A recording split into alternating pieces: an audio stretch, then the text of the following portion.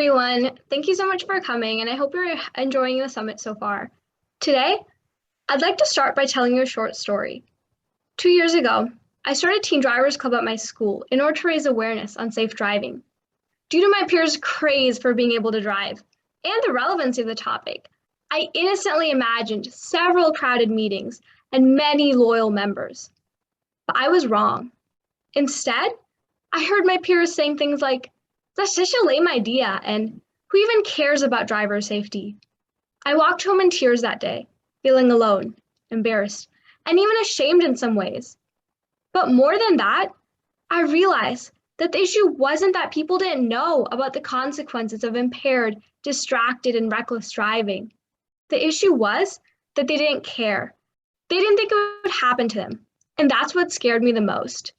This attitude is not just limited to driver safety, though. Apathy forms the foundation of many other problems in today's society. For example, the United States has one of the lowest voter turnouts among democratic nations because many people are not interested in politics. Apathy is also rooted in bullying as well, as there are many bystanders who observe but don't intervene.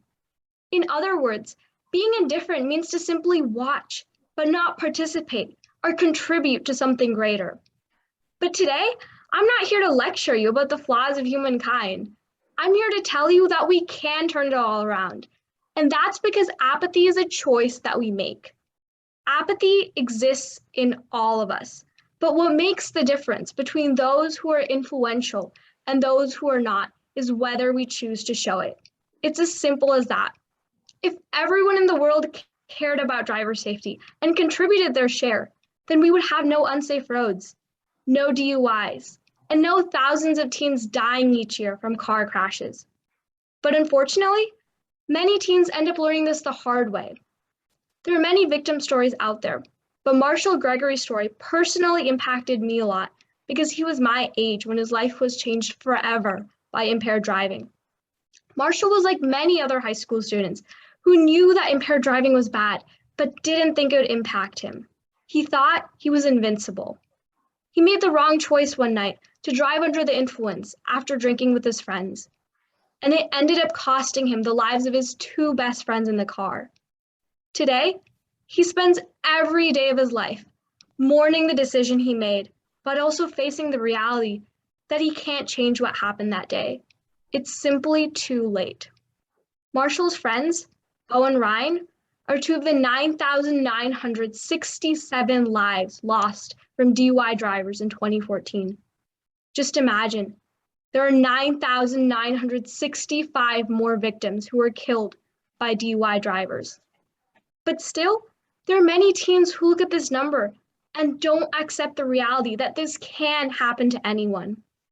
For that, I applaud you all for showing up here today to inform yourself and your community about driver safety, because it really isn't easy to advocate for something that many people don't care about. And it's definitely something that I'm working on as well.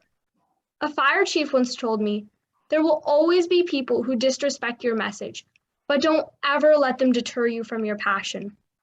That was the first time I realized that maybe my peers' apathy wasn't the only thing that was stopping me from running my club as successfully as I wanted it to be.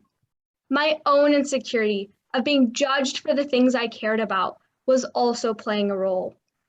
In order to change the minds of others, I had to change mine first. Today, I encourage you all to ignore what other people think about you and focus on doing what's right. After all, their judgment is only temporary, so there's no point in letting it control you. And so, I'd like to end with a short story that may sound familiar. 2 years ago, I started Teen Drivers Club at my school in order to raise awareness on safe driving. It wasn't easy, but I didn't give up. I brushed off rude comments and kept pushing forward, knowing that would be worth it in the end.